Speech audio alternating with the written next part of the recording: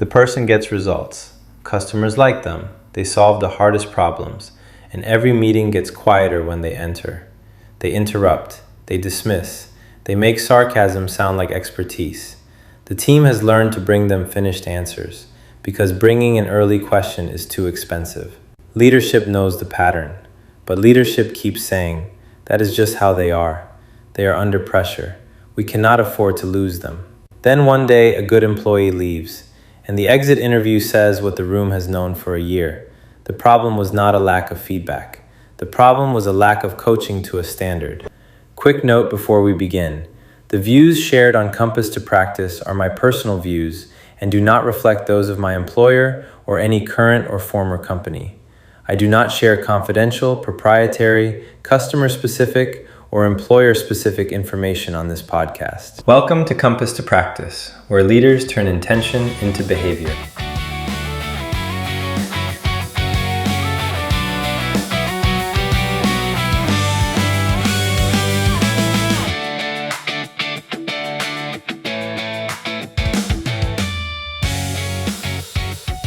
I'm your host, Antonio Irizarry, and today's episode is Coaching to a Standard. Most organizations are better at giving feedback than they are at changing behavior. A leader says, you need to improve your communication. You need to be more collaborative. You need to show more ownership. You need to stop being so negative. Those statements may be accurate, but they are not standards. They are labels. A standard describes what someone should do in a situation in a way that can be observed. For example, instead of be more collaborative, the standard might be, in cross-functional meetings, allow each function to complete its explanation before challenging it. Ask one clarifying question before giving your recommendation. Now the behavior is visible. Instead of show more ownership, the standard might be, when you raise a problem, bring a recommended next step, name the support you need, and close the loop by the agreed date. Now the behavior can be practiced. Feedback names a gap. Coaching creates a path. And accountability determines what happens if the path is not followed. Coaching plans usually fail for 4 reasons. First, the expectation is too abstract. Words like attitude, leadership presence, collaboration, and urgency can mean different things to different people. When the standard is vague, the employee cannot practice it, and the leader cannot measure it fairly. Second, leaders focus on intent instead of impact. The person says, I did not mean to shut the team down. That may be true, but leadership behavior is judged partly by impact. If your intent is helpful and the impact is fear, the impact still needs attention. Third, the consequence arrives as a surprise. The employee receives casual comments for months, then suddenly faces a formal warning or removal. That is not courageous leadership. That is delayed clarity. Fourth, the leader delegates the hard work to human resources. Human resources can support process, documentation, fairness, and risk management. But the direct leader owns the conversation, the standard, the observation, and the follow-through. You cannot outsource the relationship and still call it coaching. The core principle is simple. Behavior change requires a standard and support. A standard without support becomes punishment. Support without a standard becomes accommodation. You need both. The standard says, this is the behavior the role requires. The support says, here is how we will help you practice it. The evidence says, here is what progress will look like. The consequence says, here is what happens if the pattern does not change. That is fair. It is also difficult. Because good coaching requires the leader to stay close enough to observe behavior, not just outcomes. It requires weekly conversations, not quarterly memory. It requires the courage to say when improvement is real and when it is not. Here is the practice for this episode, the 30-60-90 behavior plan. This is not a project plan for the employee's entire job. It is a focused plan for one critical behavior. Start with a one-sentence standard. Use this formula. When this situation occurs, the expected behavior is this, because the business and people impact is this. For example, when a risk is raised in a team meeting, the expected behavior is to ask 2 clarifying questions before challenging the person, because early signal quality depends on people being able to speak before they have perfect proof. Then build the plan. The first 30 days are about awareness and controlled practice.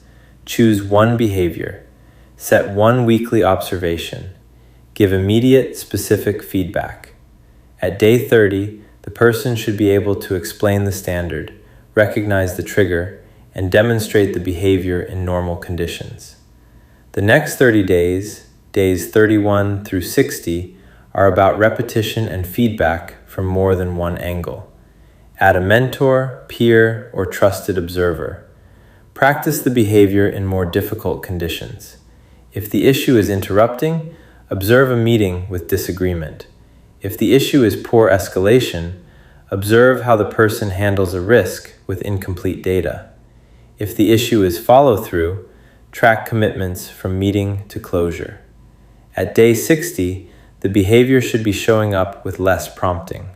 The final 30 days, days 61 through 90, are about independent reliability. Give a stretch situation where the behavior matters. The person should demonstrate the new standard without the leader coaching in the moment. At day 90, you decide whether the change is reliable, partial, or not sustained. Here is the full template. Behavior to change.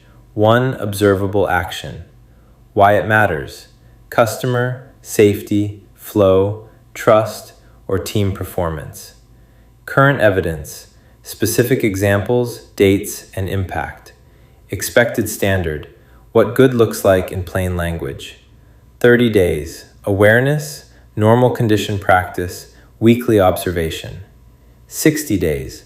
Repeated practice, peer or mentor input, harder conditions. 90 days. Independent demonstration in a stretch situation. Support provided. Training, mentoring, time, tools, clarification, or workload adjustment. Evidence of progress. What will be observed, how often, and by whom. Consequence if the behavior does not change. Reassignment, formal action, or another appropriate next step. That final line matters. A coaching plan is not honest if there is no decision at the end. Case 1. The brilliant engineer. The engineer sees technical problems quickly and often turns out to be right. But in design reviews, they interrupt, ridicule incomplete ideas, and dominate the discussion. The vague feedback is, you need to work on your style. The observable standard is, in design reviews, let the presenter finish, ask one clarifying question, and state disagreement without sarcasm or personal language. End criticism with a proposed test or alternative. 30 days. The leader observes 2 reviews and gives same-day feedback. 60 days. A respected peer provides additional observation, and the engineer facilitates 1 review using the standard. 90 days. The engineer leads a high-pressure technical decision where dissent is expected. The measure is not whether everyone likes the engineer. The measure is whether signal quality improves and people continue to bring early risks. Case 2. The schedule-driven supervisor. This supervisor gets product out, but repeatedly bypasses verification when the line is behind. The behavior standard is, when schedule risk appears, escalate the risk before changing a verification step. No verification reduction occurs without documented acceptance and the required approval. 30 days. Use the escalation path on every red condition. 60 days. Lead a recovery plan while protecting verification. 90 days. Demonstrate the standard during a real customer pressure event. The support may include clearer decision rights, faster quality response, and a visible escalation board. Coaching is not only about correcting the person, it is also about removing system barriers that make the wrong behavior likely. Case 3, the always-on manager. This manager sends late-night messages, changes priorities without closing old ones, and praises responsiveness as commitment. The behavior standard might be: use scheduled channels for non-urgent work, label true emergencies, close or reprioritize existing commitments before assigning new work. 30 days, define communication windows and emergency criteria. 60 days, review workload and priority changes weekly with the team. 90 days, manage a peak demand period without creating unnecessary after-hours churn. The outcome is not fewer messages for its own sake.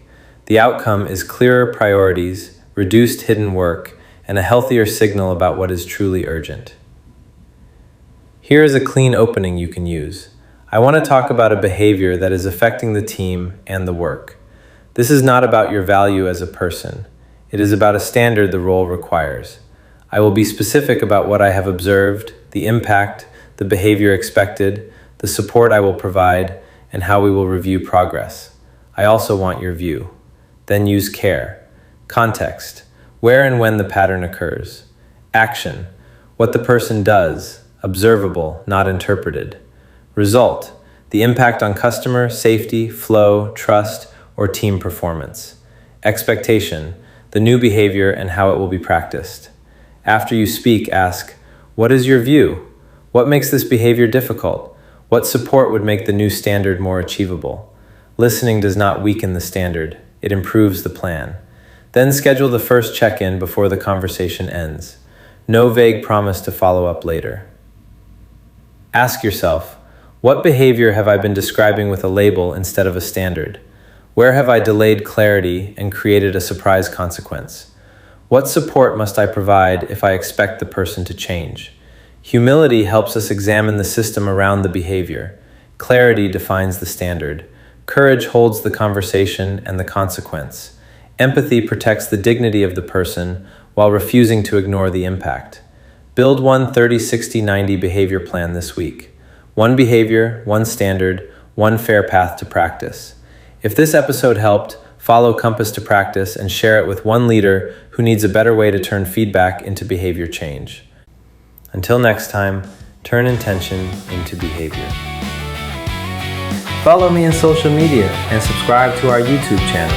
If you want more information, visit my website, www.compasstopractice.com.